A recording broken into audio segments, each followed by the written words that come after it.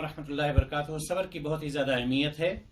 صبر کامیابی کا راستہ ہے۔ کسی بھی معاشرے میں کامیابی کے ذرائع ویسے تو بے شمار ہیں، لیکن موجودہ دور اور حالات کو دیکھتے ہوئے جس چیز کی سب سے زیادہ ضرورت ہے وہ صبر ہے۔ صبر کی اہمیت کا اندازہ اس بات سے لگایا جا سکتا ہے کہ اللہ تعالیٰ نے فرمایا، رنج و تکلیف میں صبر اور نماز سے مدد لیا کرو۔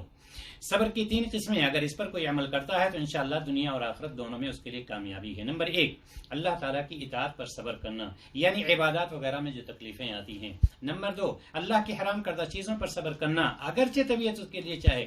آپ صلی اللہ علیہ وسلم نے فرمایا، جس نے اللہ کے لیے کوئی چیز چھوڑ دی، اللہ تعالیٰ اس کو اس سے بہتر عطا فرمائے گا۔ نمبر 3، اللہ تعالیٰ کی تقدیر پر صبر کرنا، کسی مرض یا تکلیف وغیرہ میں مومن کو جب کوئی تکلیف پہنچتی ہے تو انا للہ و انا الیہ راجعون کہتا ہے۔ اللہ تبارک و تعالی ہم سبوں کو صابرین و شاکرین میں سے بنائے۔ السلام علیکم۔